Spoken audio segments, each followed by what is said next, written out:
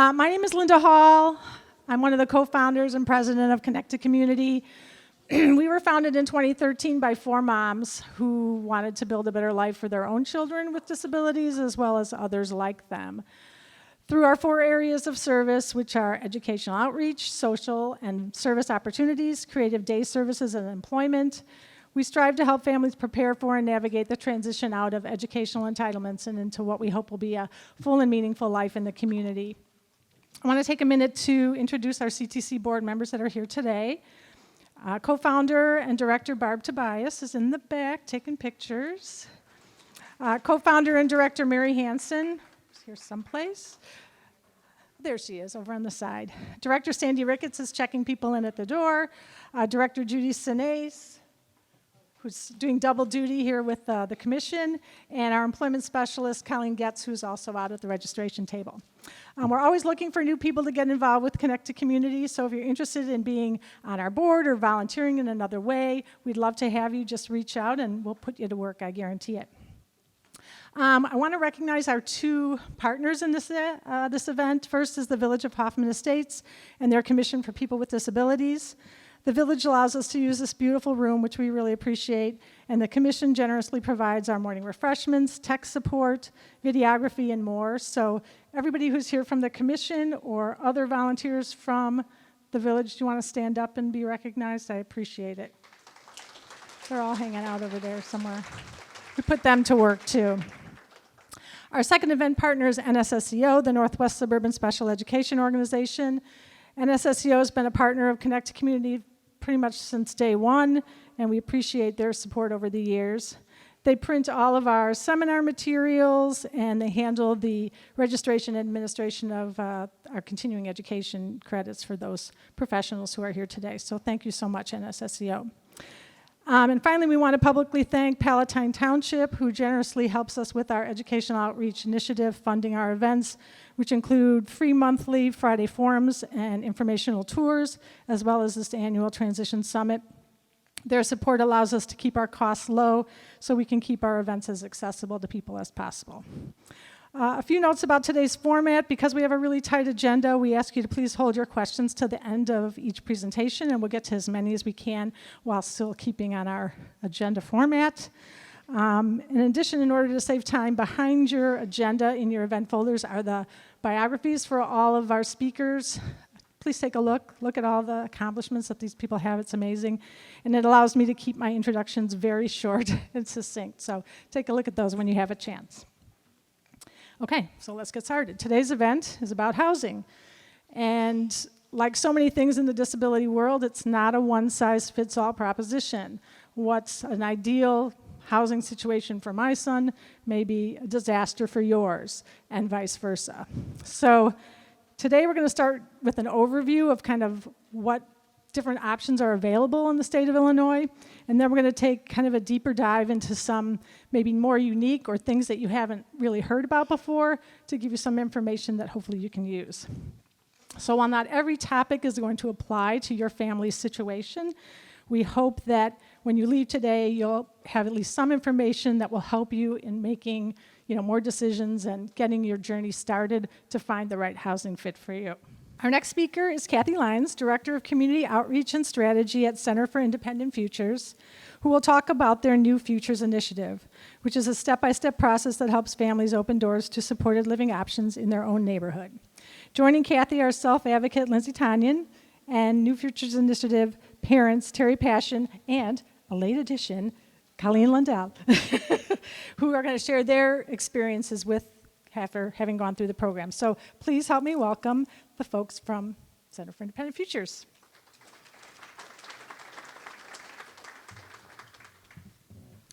Thank you.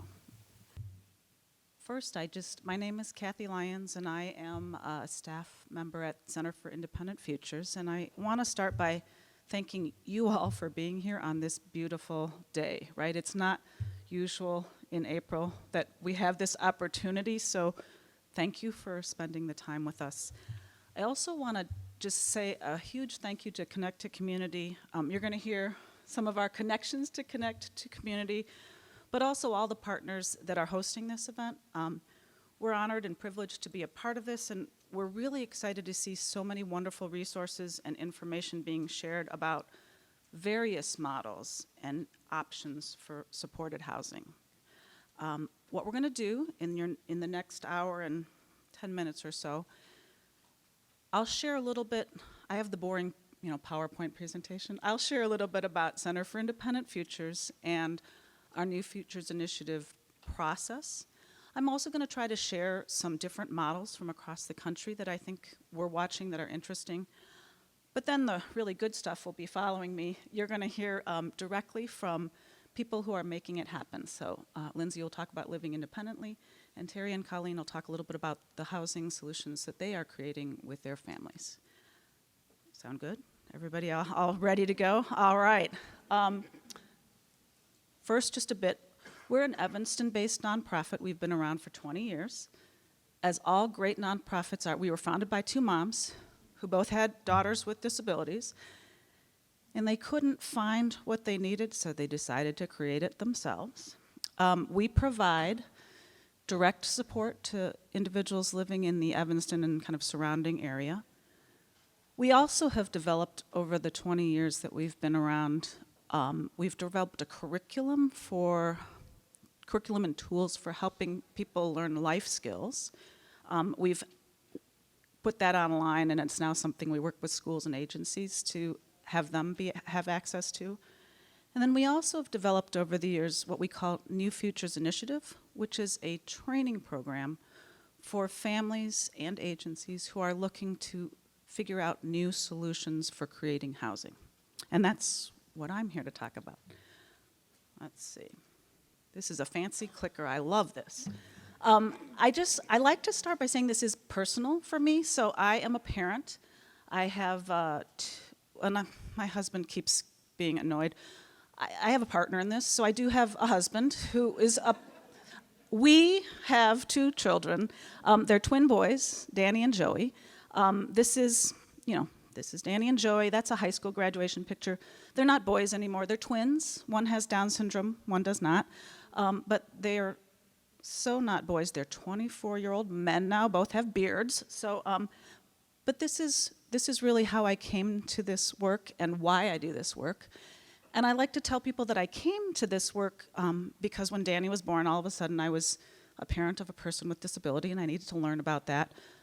But I've come to realize in their life and the ensuing couple decades that, the world is really a better place for both of my boys if both of them have places where they are valued and spaces where they are appreciated and where they can contribute. So it's not just for Dan that I do this work, it's actually for Dan and Joe. So that's a little bit of my background. Just in terms of kind of grounding all this, at Center for Independent Futures, we have a model that we've always had since day one with the person at the center, and we've put spheres of life. You can bucket these how you want, but these are the 8 buckets that we think make up a full life, and we think that people all have hopes and dreams, and that their full lives should be based on their hopes and dreams and their goals and their interests in kind of balancing all these different circles. We also know that everybody has obstacles and everybody has assets, and so we think that a full life is based on setting your goals and your vision and your dream, and then work in the system, right? Working toward those, recognizing there will be challenges, reaching out to those that can support you in that, and then review and revise, as we all do. Also, just want to share, I feel like this is an educated crowd, so I don't need to go into kind of why we're here too much, but the majority of people in the United States don't receive formal services or funding. Only about 25% of individuals with disabilities actually receive formal funding. Most of those people get their formal funding through SSI or SSDI, Medicaid waiver, which for those in the DD world here in Illinois is the PUNS funding, is another percentage. Then some people get VOC rehab services. But here's the reality about housing, and this is not just in Illinois, this is nationwide, but back 30, 40, 50 years ago, people lived in institutions if they had developmental disabilities, and as a nation, we've shifted far away from that. The current reality is that most folks that are living with IDD as adults are living with family right now in our nation.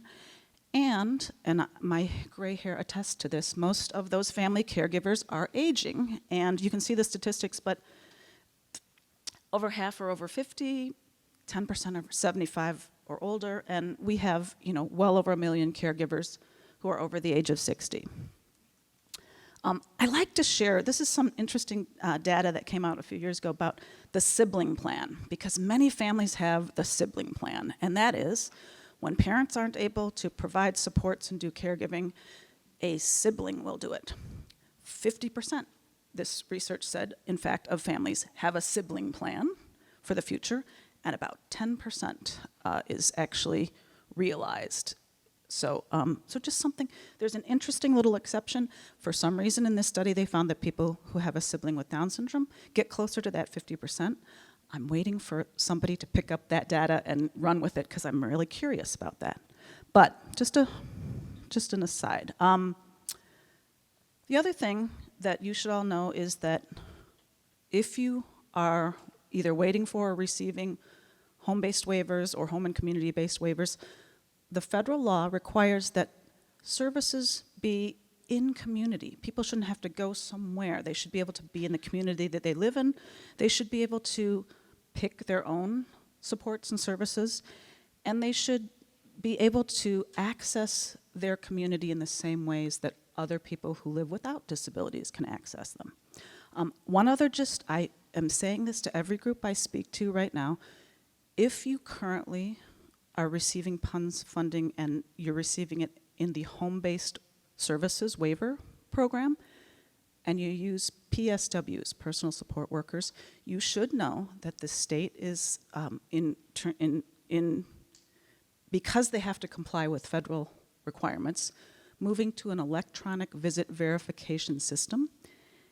And if you use PSWs, you need to learn about this because it's being implemented August 1st. That's not why I was asked to speak here, but I'm just putting that plug in because it's a big change in how services will be provided, and we just want everybody to get with the DDD information that's coming out and learn about that. So, briefly, what is New Futures Initiative? So, we have developed over our 20 years a step-by-step process that helps individuals and their families create supported living options in their own communities. So that's what, it's a training program, but it's a process that's been built because of our experience working with families in Evanston. So I'm gonna show you some of the models that families that we've worked with have created. I'm also gonna show you a few models that families that we've worked with outside of Evanston have created. And I'll show you a few just kind of cool stuff from around the country that we're following. Then I'm going to turn it over. So here are the 3 supported living options that we have in Evanston. You can see there's on the, let's see, your far left, the first model that was created by families was a 3-flat model. It's a rental. There are 3 different separate apartments in this 3-flat. The first and second floors are 3-bedroom, 2-bath apartments, and the top floor is this really cute little 1-bedroom space that we have staffed by what we call a community builder. So a member of CIF staff who is not there 24/7, but serves as kind of, well, in Abby's own words, he's a well-intended but nosy neighbor. So that is what that's how he bills himself, but he's there as a resource, as a overnight and weekend presence, and he checks in with the folks that live there, and also has a weekly dinner just to kind of check in with everybody where they get together as a group. And he also tries to work with currently it's all guys. When that house opened, it was 3 women living on the first floor and 3 men living on the second. Right now it happens to be 6 gentlemen that are renting. But he works with them to try to at least once a month do something that they all think would be fun. So it might be a Cubs game, or might be going to see the newest Marvel movie, whatever it is, they decide. But so that is our community builder role at that location. We have another model where 10 different families, not all of whom had folks that wanted to live independently or even folks with IDD, but that were all seeing the vision, that invested together to buy a 6-unit mixed-use apartment building in the middle of Evanston. And there are 6 units. Again, in that one, we have a community builder who lives in and amongst there's 1 and 3 bedrooms in that. And then the last housing model that we created in Evanston with families is a condo. Well, actually, it's now 2 condo buildings. But when we saw some condo buildings going up near our office, we worked with the city of Evanston and Richard Koenig, who's an affordable housing developer, and a whole lot of people. We call it the lasagna financing system, but a lot of different financing benefits to create, when the first 60-unit building went up, to create 5 units that were set aside for affordable purchase by people with disabilities. So Evanston has an inclusionary housing ordinance, which means if you're going to build new housing, you have to make some percentage of it affordable. So using that, we worked with the city, we worked with the developer, we worked with a financing person, and so 5 individuals were able to purchase condos at about half the price of the going rate for the market condos. Since then, a second condo building went up, and currently, because the condos have now gone to the place where people can rent if they own one of these condos, we have about, give or take, 20 folks living spread throughout the 120 units who are either owners or renters in that building. And there's one community builder who lives in one of the condos and is the community builder for both towers. So these are models that we have where we have our staff as part of the support system, but we also work and support and have fun with people in Evanston who live still with their parents, all the way to who live in their own apartment or condo or house by themselves. So there's a whole range of housing situations and solutions for the folks that we work with directly. I'm going to turn gears here just to talk. I'm not going to tell you each story because it would take all day, but different family groups that we've worked with. Oh, one point that I do want to make, because people always ask this. As an organization, we don't own any of this housing. So we've made an intentional decision not to be property owners. So all of the people that live in these situations have their own rental agreement with a landlord. We partner with landlords who understand our mission and try to be less market-based than they otherwise would be. So they're kind of philanthropic-minded developers. It's not, Evanston is an expensive place to live, so I'm going to just say it's not like super, super cheap, but it is a little bit below market rate for rental. The next few slides are just some pictures of the housing that's been created by different family groups who have come to learn about creating housing through New Futures Initiative. So we started out with some families from Ann Arbor, Michigan, Intentional Communities of Washtenaw County. They created both a ownership model of condos and an apartment model, and they have a community builder who's not necessarily on site, but who works with folks who are living in both the condos and the apartment. We've worked with different folks from Wisconsin, Schaumburg. One of my favorite stories about community choices in Champaign was that there was a house that was purchased, and there were going to be 3 men and a community builder living in the house. After 6 months, they kicked out the community builder because they didn't need him, and they said, "We just need another roommate," and that was that. We have worked with a number of family groups from ILO, Inclusive Living Opportunities, in the DC, Maryland, Virginia area. I'll tell you an interesting story that connects, but some families saw new apartments being going up, and they approached the developer thinking, this is never going to fly, but they told the developer, we have this idea. We want to have people living in these apartments who have disabilities, living with people who don't have disabilities in an integrated way. Could you see your way to maybe setting aside some units? The developer said, I have a son, he has autism, I understand your vision, and I will absolutely work with you. So keep that in mind. Our house in Wilmette was created by by a group of families that came together, and actually the person whose son is living here runs Our Place, if any of you know Our Place in Wilmette, which is another nonprofit that creates day opportunities for people with disabilities. This one is going to be talked about by the experts. So Colleen and Terry will speak to how their family group created Grill, gathering resources for independent living in Palatine. And there's a picture of the guys living their best life up there. This was literally right before, this picture was taken in 2019, right before COVID. So, or maybe January 2020, but it was January of 2020, right before COVID. We have an amazing group of folks who, in Grand Rapids, partnered with a whole lot of community partners to rehab a old school building into affordable housing. And again, they were part of developing this rehab new building and advocated for fully accessible first floor units for people with disabilities.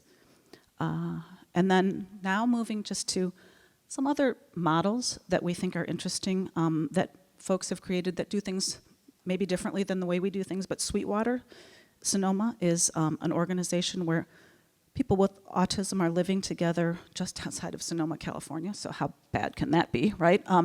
But in a self-contained way with supports, but because they're so close to Sonoma, there's a lot of integration into the town and back. And this is a model where folks are fully supported in a 24/7 way.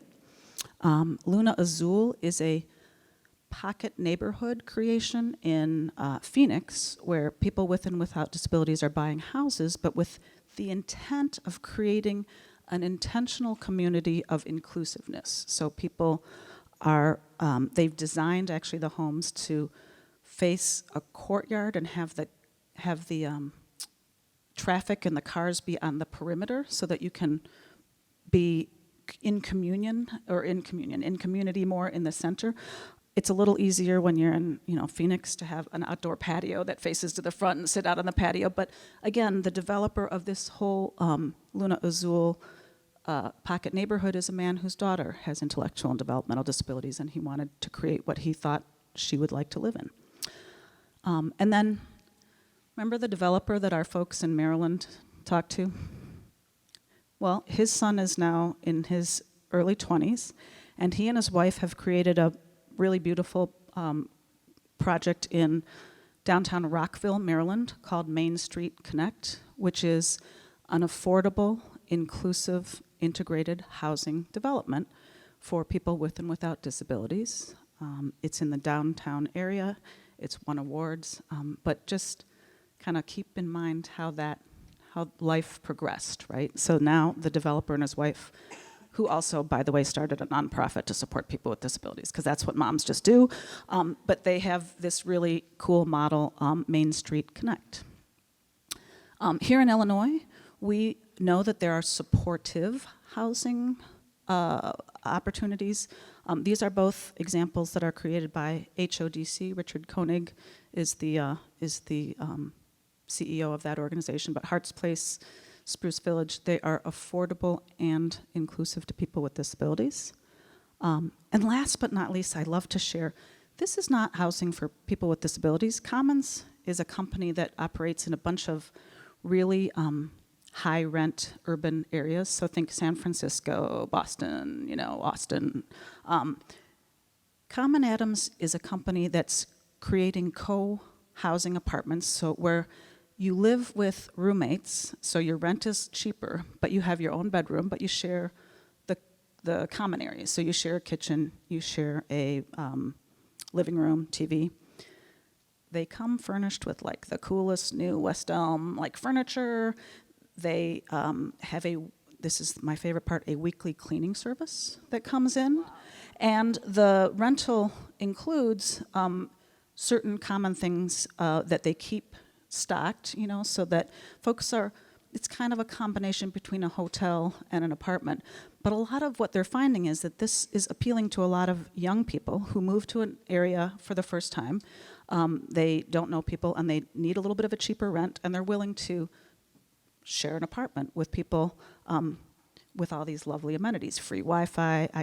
The list of amenities goes on and on. So anyway, it's not just people with disabilities that are thinking about how to live together in different ways.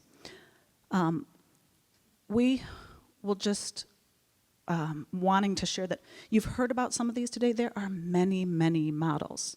And we talk about this in training because as many people as you're here on behalf of, right, we need that many different models because each person wants to live the way they want to live and needs their own brand of supports and amenities. So you've heard, I think, today a little bit about host family homes. You've heard about SILA's community integrated living arrangements. There are intentional communities like L'Arche and Camp Hill who've been having intentionally integrated supportive communities for decades. So the one last one, tiny houses. If any of you are HGTV people, that's a thing now, right? Hey, a tiny house, you park it on the property, you build an ADU. There's a wonderful example, I believe it's supported by Ray Graham, of a family that moved into an apartment in the back of their longtime family home. The parents moved into the brand new ADU. That's an accessory dwelling unit. The politically correct old-fashioned name is a granny flat, but I can't say that anymore because you're not allowed to say that. But an accessory dwelling unit in many communities can be created on property. And so you've got a house that can be lived in with some people, and then you've got a smaller accessory dwelling unit that can be lived in with some people. So a lot of different models.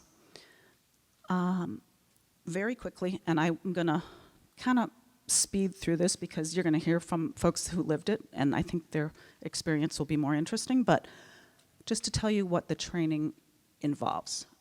There used to be 4 days. Now with COVID, we have 4 modules. We can do, we've moved all of our learning resources online, so it's now an online flip the classroom kind of process where you read and listen and watch videos online, and then we gather as a group in the training after you've done your learning, and we go to deep dive and we discuss and we kind of customize. So 4 different modules, used to be 4 days, now 4 modules. The first is about beginning the journey, and this is really about finding your people and building your team. The second, which everyone thinks they want to get to first, but there's a reason we do it this order. Second is all about the housing options, so a deep dive into what are different options, what does it cost, how do you structure that from a business standpoint, do you buy it yourself, do you create an LLC? The third module is about what I honestly think is probably the hardest part of all this is the supports. How do you find the supports for that supportive housing? And lastly, we talk in our last module about how do you prepare, like what do you go forth and do in really thinking about opening your doors? So just a little bit more. We think that we start with this community development and working together, finding your people and building your team because we think this is hard. It is hard, right? It is not an individual assignment. It's just easier done as a group project. And so if you're working with other people who are trying to do the same thing, you can mobilize larger networks. You can support one another. You can access a whole lot more as a group. So we talk a little bit about how do you support one another in this group. We talk about how do you discover the assets that are in your community, because you want to tap into what is already there that your individual already has as a network.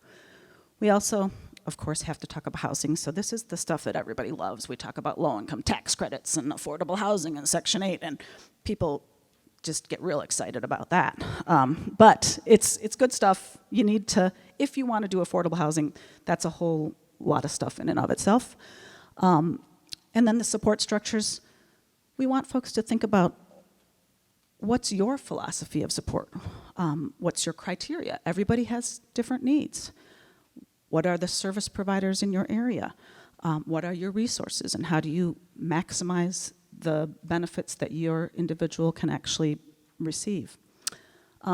We want people to think about different types of support structures, not just people and organizations, but there's an increasing number of folks that are supported by technology, and we saw that just boom during COVID. But there are companies now that do remote supports. There are companies that have tech tools that can do what people used to do. So we talk about that. We talk a lot about natural networks. Who are the folks that are part of your life just because they like being a part of your life? Obviously family, and then community networks. And then we also talk about what is it to begin preparing to live independently. And there's the obvious, the obvious about moving out and setting up a home. But there's the less obvious that, first of all, we like to just make sure everybody remembers that when you moved out the first time, it wasn't all roses and sunshine, the whole moment you moved out. There's an adjustment that everybody does, so there's a process. It's not perfect on day one, but usually most folks have a period of adjustment, a little honeymoon session where it's great, and then, it's not so great, and then settling in. But we know that this is not just about the people who are moving out, it's about us as families being ready to let go. And as a parent, I can speak to this, but it is hard to let go. And so we talk about what's going to help you believe that others are going to be out there, be able to kind of create that space that lets your individual go and maybe make some mistakes, hopefully not life-threatening ones, but maybe not get everything right. And we talk about how that is hard as parents. And so we have to prepare for our sons and daughters to live independently as well as they have to prepare. Sometimes I think I have to prepare more. They're more ready to go than I am to let them go. So just in conclusion, you are doing exactly what we hope families do. You're building networks today. You're meeting other people. You are going to take information home and work with your family to increase individual skills. But also you're doing, I think, what is one of the best things you can do. It may be overwhelming, but researching what are other options? What are people doing? Who is doing it, and how can we connect? We have a free housing guide that lives on our website. It's kind of the 10,000-foot view of what I just described.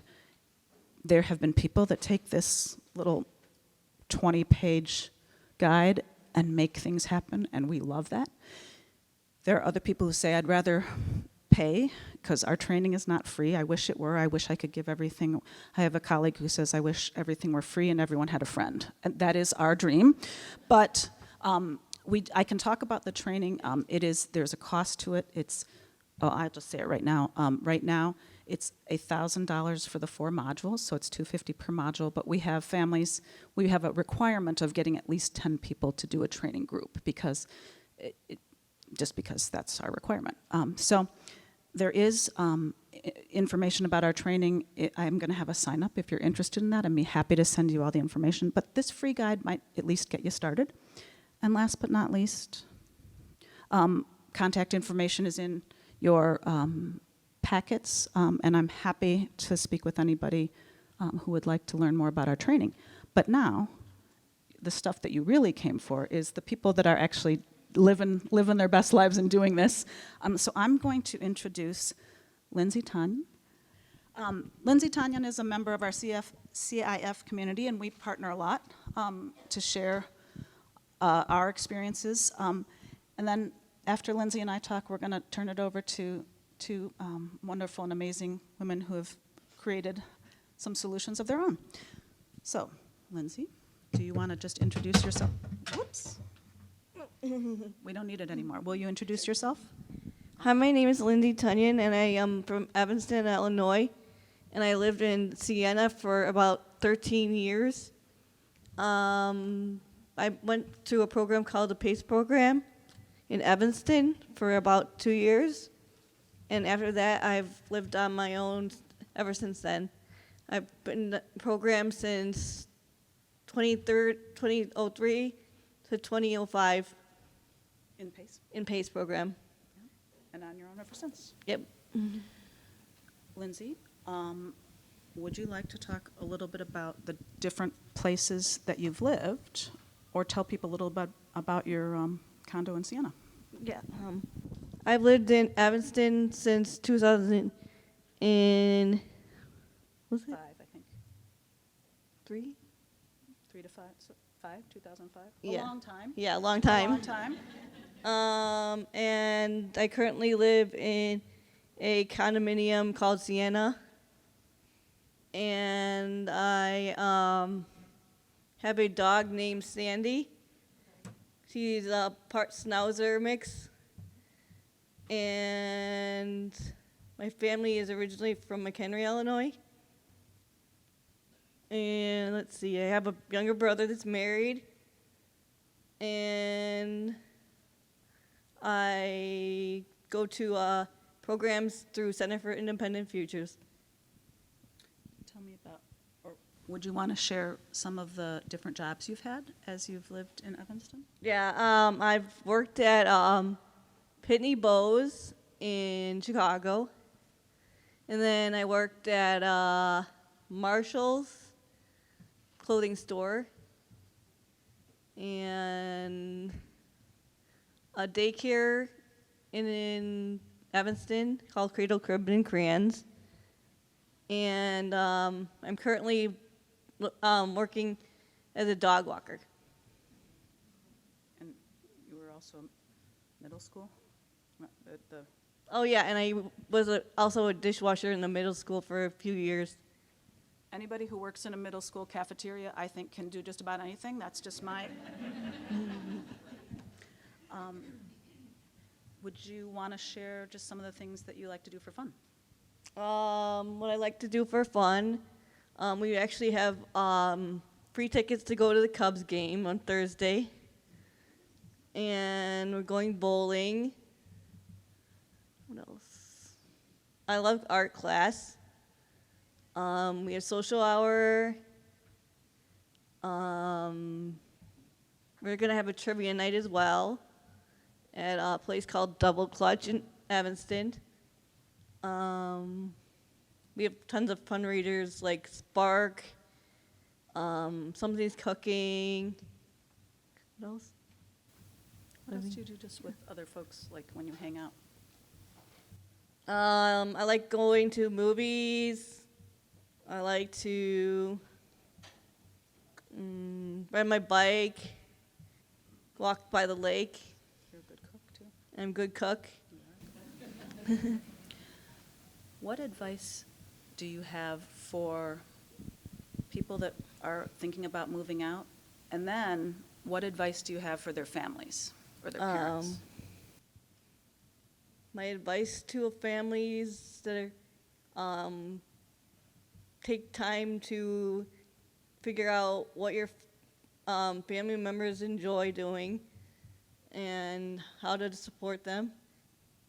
And just support them. You want to talk about Speak Up, Speak Out? There's a summit, what is it, every year? Mm-hmm. Every year we have a summit in Springfield, Illinois. They do a advocacy awareness classes for 3 days, and we spend the time in a hotel. So that's, just to be clear, that's not sponsored by CIF, but Speak Up, Speak Out is an annual advocacy convention of people with disabilities in Illinois, and it's a wonderful opportunity for people to speak on their own experiences and connect with others who are self-advocates. Lindsay's been there a lot. Yeah, like, I don't remember, like 3 or 4 times at least. Yeah. Is there anything else you think folks should know? It takes time to get used to living on your own. Thank you. All right, I'm going to turn the microphone over to, do you guys?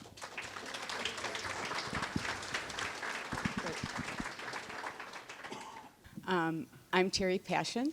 I believe I was at this Transition Summit back in 2016. don't think I would have seen myself doing this at that time. I have two sons with very different disabilities, and happen to be very blessed to be involved in a collaboration between Center for Independent Futures and Clearbrook in Palatine.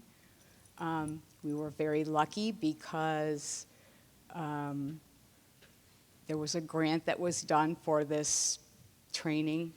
We did, I want to say 17 families. They picked 17 families who had sons all approximately in the same age range and from the same kind of suburban area. And I would not be here without that collaboration. This is my little marketing thing. Anything you can do to work with CIF, do it, do it, do it. Whatever it takes. These people are phenomenal, just amazing, amazing people. The training, I want to say we did 2 years of training. We met like every week or something like that. And as you can imagine, we started with 17 families, and over time, people decide, this isn't the right thing for me. I need to look for something else. And we ended up with 4 families. My new best friend is one of the families, and we have 2 other families. I do have a husband, but I have 2 sons. We have another family that has 2 sons with disability. Colleen and Steve have a son with disability, and we have another family that has 1 son. What happened for us was, I don't even know how to explain it, because the whole process of the only thing I can think of is pruning a bush. When you get down to what you're really looking for, I couldn't have told you this is what we were looking for. But we ended up with 6 guys, 4 families. Right now, what's happening is we have a condo. The other family that has 2 men have a condo. And Colleen and the other family, they're both named Kyle, share a condo. So we have 3 condos in a building in Palatine on Hale Street, right behind the Jewel on Palatine and whatever. I grew up in Palatine, I never even knew it was there. It's by no means have we reached our destination. My sons don't live in the condo yet because they're not ready. I would like to go live in the condo and have them stay with my husband. That would be my perfect, but that's not the goal. So right now the newest pitfall we've had is that my younger son has been picked off the PUNS list, has gotten Medicaid, but now they're telling me he doesn't qualify for PUNS after being on the list since he was 8. So we are back to square one to go through some kind of testing, hopefully in June. But there's always a new hurdle. There's always a new hurdle. But I look back at where we were when we started in 2017. Oh my gosh, you just have to keep looking back. You want to be, I'm a financial systems administrator. I work in projects. This has to be done by this date. This has to be done by this date. This is what it's going to look like when it's finished. That doesn't work here. What I've come to realize, for me, because I want to know what it looks like down the road, is I have to be open. I just have to be willing to say, I'm going to take the next step today. No, I don't like that idea, but I'm going to be open because we may or may not have the final solution right now. But we're getting there because the other 3 families, their kids are living in the condo. And are there bumps and bruises? Yes. But this is so much farther away from waking up every morning and going, oh my God, what am I going to do with them? What are we going to do? Where are they going to go? And that whole, I don't know how to describe it. That whole, only thing I can think of is that black hole or the black cloud that's always over your head, and you're like, I can't look at that right now. I'll look at it, but not right now. But the minute you start, you take the first step, or you say, okay, let's try this, that lessens. The minute you decide, okay, we're gonna work towards this. I don't know how we would have done it without CIF. I don't know. So I can't say enough good things for them, but that's my experience. I will let Colleen fill in any false information. Nothing's false. I just want to say thank you to Connect to Community, because as Terry said, I was sitting at this housing summit in 2016, had no idea that I would ever be at this point. 2016, same thing. What the heck am I going to do? What's going to happen to my son when we aren't around? Connect to Community sent out an email that Clearbrook was getting this grant, and, would you be interested? And last minute I said to my husband, should we do this? And we went, and it has been life-changing for all of us in that we are now at a point, like Terry said, what Connect to Community connected us and then connected to Clearbrook and whatnot, because we were not receiving services from Clearbrook. But the connections are so important, and I think that's one thing here that, like I said, I never would have thought years ago, here we would be. So here we are. We've gone through the process with Clearbrook, and yes, it weaned out a lot of families, like just because we were looking either for different things or the connections for the boys were different. For my Kyle, he found his best friend the first time the 2 Kyles were together. We had met through CIF, and the first time the 2 boys were together socially, of course, I had to go change my laundry in the basement because I wanted to see what they were up to. And they were on their phones showing each other different fire truck sirens. I never, ever in my life thought I would find another young man who was as interested in fire engines and fire science and fire trucks as my son. And it was like, wow. And it was the connections that helped us. Since then, we call it our grill family, because it is an amazing, the process that CIF used to kind of help form it really did work. And I know that my son feels he can contact any one of the other parents as a support. And so it is that network. Are we still a little bit stuck? Like, what's going to happen when something happens to one of us? Absolutely. Are we still a work in progress? Absolutely.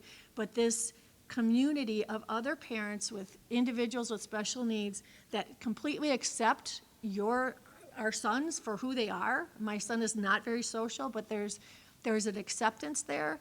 And so our story is this. We purchased a condo with the other family, moved the boys into it, knowing that other people would be coming in, and that whole trying to connect to the community, we tried to meet the neighbors across the hall to try and help develop some friendships. We had an open house, again, to try to kind of develop more of a community. In that whole letting go was not at all easy. In some ways, my son is functioning higher than I thought. In other ways, we're realizing he has more supports. But just to give you some assurance on what this initially looked like, we had a PSW who called him every morning to make sure he got out of bed for work, because he works part-time in manufacturing, a competitive job. So she would call him every morning. She would come and help him 3-4 times a week, just maintaining life skills. His executive functioning skills are not that great. We do still use Simply Home has a medication dispenser, so it rotates, and if it's not taken within 15 minutes, it sends a message to whoever you want. So it sends it to my phone, my husband's phone, now my daughter's phone, and my son's phone to say, oops, don't forget this. So it's a way to help him function independently, and if he misses it, we can do a phone call reminder. So that was and the other support that we put in, we don't have a Ring camera, but we got a camera for the common living space in the condo, just to kind of say, hey, just to see, are they safe? Yes, they can microwave something, but how are they doing with their decision making and their safety? And I will tell you this, as Terry said, it's all work in progress. What ended up happening was when they wanted to stay up past when they should have been, they turned the camera backwards so we couldn't scan it around and see what they were doing. So, and since then, it has been one of those, we initially saw that they're doing okay. Sometimes their decision-making isn't the greatest, but it's not a safety thing. So since then, we don't have that camera anymore. But it was one of those things where finding the balance, I know you gotta let them decide for themselves, but finding that balance was tough. It was tough to let go, I'm not sure you're gonna make it. So I would just encourage you to try to make those connections, to take a step out there. I will tell you this, we are a work in progress. My son had a bucket of cookie dough for lunch the other day. So we are a work in progress, and it's not something I'm proud of, but I am proud that he is out there on his own. We now no longer have the morning calls. He gets himself up. He doesn't need that. We did find that he needs more supervision at night because he wears daily work contacts and was leaving them in for weeks. So now every night we FaceTime him, and now my daughter has taken that over, but we'll FaceTime him. Okay, take out your contacts, brush your teeth. That's another executive function he hates doing. And then we do watch him take his meds. He's good with it, but we just kind of make sure that happens. So like everyone has said, finding a PSW has been very challenging. We have had a couple different ones. It still is one of those things with connections. We do, with the 6 boys, once a week, we have a community builder who's not on site, but who gets together with them, or else Terry's husband, John, cooks with them, where the boys get together for dinner. Sometimes they'll do an activity, but it's once a week they do that. And then once a month, we have a family activity. This month, it's the dads are taking the boys to the Volo Car Museum, but it's been things, what else have we done? We do a Friendsgiving every year. What else have we done?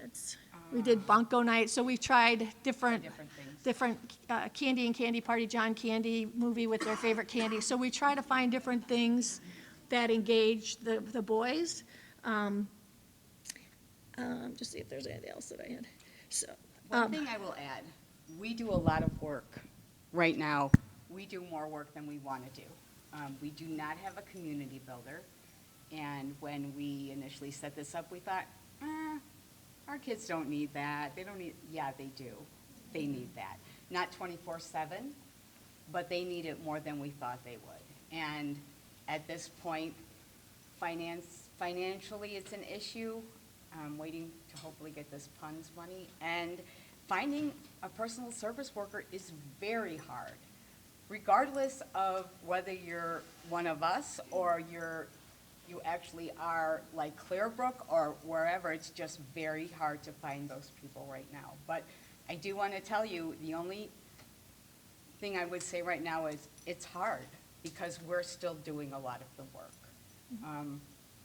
Hopefully that'll lessen, but it isn't an easy, smooth road. But I don't wake up with that black cloud over my head anymore. So I'll take that. I'll take that trade. I will just end on a humorous note. As we talked about, like she was talking about, kind of the bumps and bruises along the way. Our boys were the first of the boys to move into the condo, and both of them who love their fire safety and they love their fire stuff and they love safety. I think they were in the condo for about a month, and sure enough, there was a tornado siren that went on. So they decided to take it upon themselves to knock on everybody's door and tell them they should go into the basement. A lot of the residents in this apartment, in this condo building are over the age of 70. So here they were, so they met their neighbors, not necessarily in the best way, but they did meet their neighbors. So I guess point being is they are going to make their share of mistakes. They are, the other guys are brothers that are living together. My son and his roommate are having bumps along the way where, trying to have someone that knows both of them that's not a parent helps the best for helping them navigate that. But it's like you just take one step forward each time. And had I known, 7 years ago or 6 years ago that we would be where we are now, I would say there's no way. But just keep open to opportunities, keep making connections. And even on our PSW connection, it's like, who do you know? Who do you know from there? And just eventually, hopefully, you find somebody to do it. But to do it in community, I've never felt more support as I feel now with parents that get it. They get the fears that you have for your kids. They get the fears that you have for their safety, but they also are there to say, it's okay. It's okay that you're frustrated, or it's okay that, I'll step in. My son at one point was not having it from either my husband or I, and one of the other moms said, okay, Kyle, let's go clean up the kitchen. He's like, oh, okay, Mrs. Kenter, and there it was done. So that community support is super helpful, and some of you may have it, and some of you may be out there like I was, the first time coming here where we didn't have connections whatsoever. So I would just encourage you that it can be done. It's a lot of work, but you can do it. You can do it with the support. I hope we give you hope. That's my intention, to give you hope.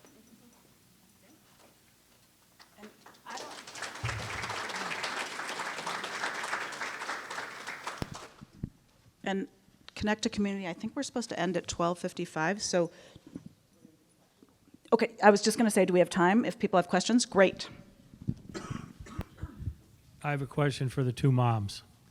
So one of you mentioned that you couldn't have put this together without the help of your agency, and then the other one said that you have not been able to get PSWs. What exactly is the role the agency's playing in this? So, little complicated. CIF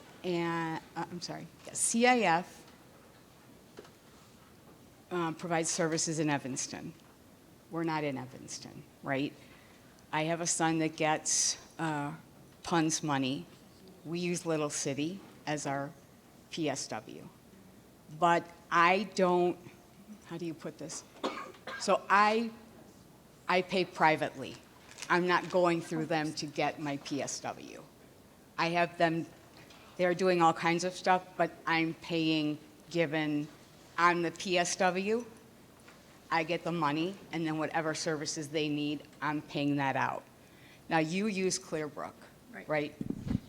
Yeah, and I think the agency-wise, we had no connections to an agency, but when Clearbrook got the grant to work with CIF, that's kind of where Clearbrook is kind of our mainstay. Since we started, we did get home-based funding. So we do home-based funding where we provide our own PSW, and that's what I was saying, it's hard to find the PSW. What we have done as a group, this is nothing wrong with this, but what we have done as a group of all the families is we contribute money to a pool and then pay our person she's our community builder, and that she comes twice a month about, but she's not what we'd hoped to get the boys even more engaged, but that's kind of what we are at right now. So we pay her, we create a separate bank account, and we pay her through our group funds. Does that make sense? Our private funds. And we have more than one. So we also have a guy who's into Marvel. Our kids are into Marvel. Anytime a new Marvel movie comes out, he will take the group of them. So it's not a single person. We've used, I don't know how many we've had, 4 or 5. But, we're picky. We're picky. We're not just going to let anyone come and take our kids somewhere. So I say the best, at least for us, the best connection has been one of the moms is very connected. She's a nurse. she's very connected. She's picked pretty much all of our PSWs. So that's kind of, and I was it you?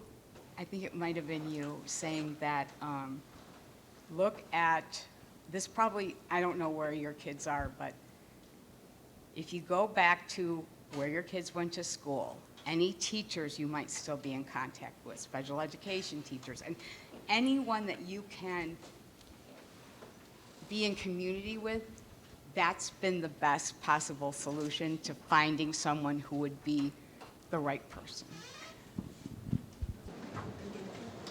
I have a quick follow-up.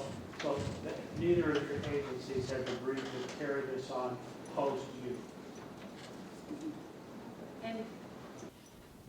And that's one of the things that we're talking about as a group.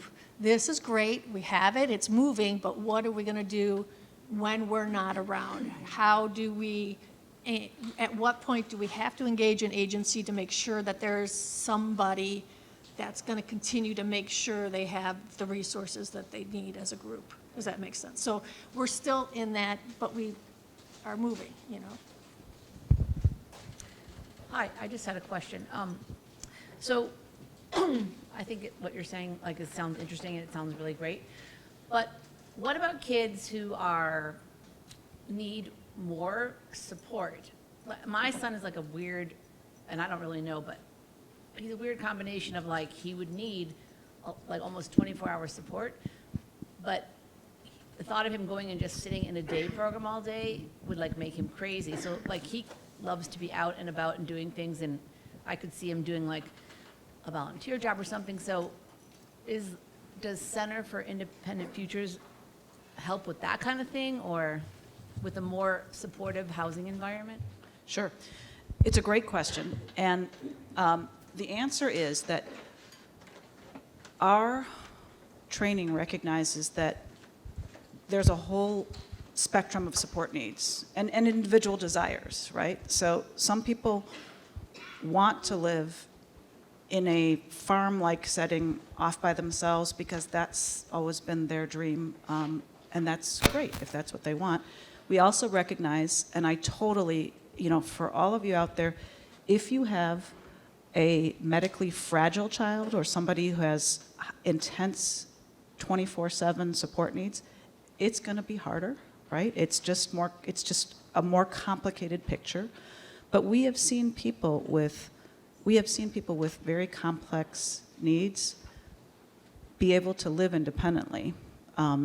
It just is a more complicated puzzle to put together, if I can say it that way. So we as an agency tend to work with folks who are living more independently, kind of, Lindsay described how she went to PACE and went to college, and so we are often living with folks who have already done some type of a transitional program, but not all. And we have folks who need 24/7 activities of daily living support. We're not a provider of that type of support, but they work with the provider who gives the one-on-one personal aid support, and we're just a part of the network of activities or supports or community and friends that they have. Does that answer the question?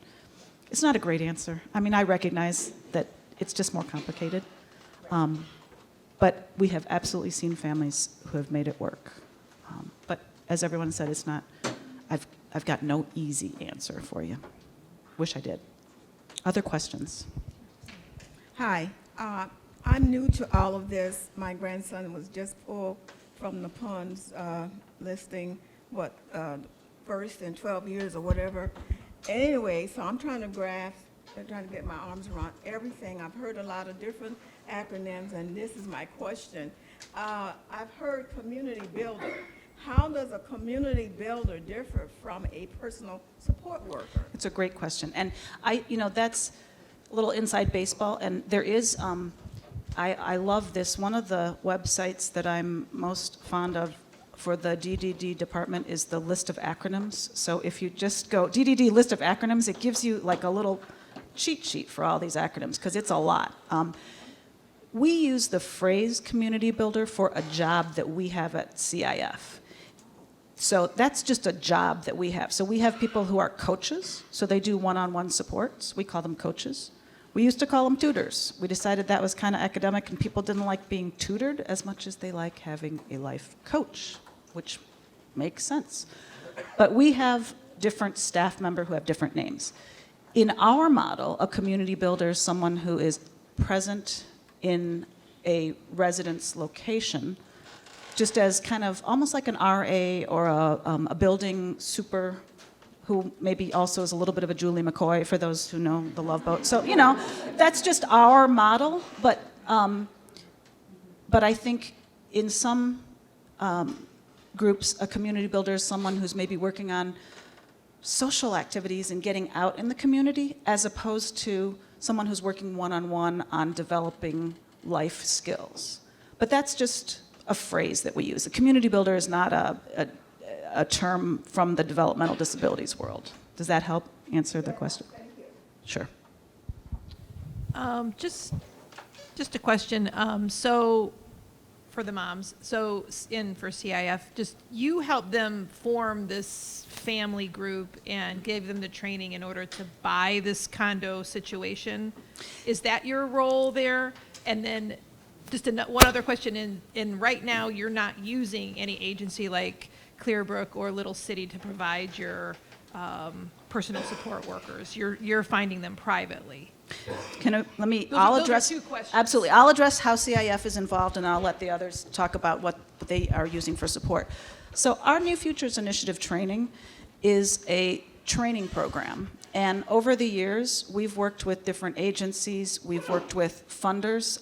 The Coleman Foundation was actually the foundation that funded a grant that allowed us to partner with Clearbrook. But we've also found that because it is expensive, we found sometimes people go to, we've had a church sponsor a group. We've had community organizations, like a community foundation, say, hey, this is in line with our goal of increasing diverse and affordable housing, so we'll sponsor, 2/3 of the cost. So we work with family groups who come to us in different forms, or just people who are getting together and saying, hey, we've got a bunch of people, we all want to do something, will you work with us? So that's how we got connected to different groups through that one particular grant. And I'll let these guys speak to your. I will say this, CIF helped us facilitate. We didn't immediately go say, oh, we're going to go buy condos. We did tons of legwork, research in different areas. We looked at a building that maybe we were going to buy that we just use apartments and rent some of them out. We looked at so many different options, and also the different, like someone was talking about, the requirements in each town. Oh, you can only have so many people that are not from the same family in the same house. So there was a lot of legwork. So it wasn't like CAF just said, oh, go buy some condos. That wasn't at all. We truly looked at, and it was over how many years period of time? 4 years? 4 years. 4 years period of time of looking at different properties, different things out there. Richard Koenig, we talked with him. There was a lot of legwork. In response to your PSW question, Clearbrook, is our, I'm not great with all the acronyms either. So we have a Clearbrook connection, but we do privately find our own PSWs, but they're like our SDA. Yes, thank you. So. What was that?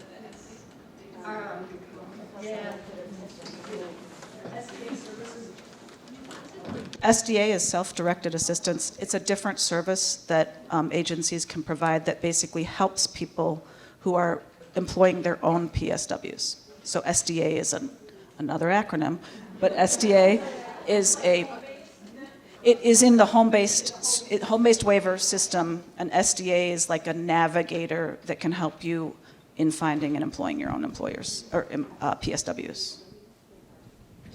Just one other thing to add. We have PSWs right now, not maybe to the extent we would like to, but what we really need right now is a community builder, because our kids are in the process, are already moved out, right? They need help. I like to call it translating.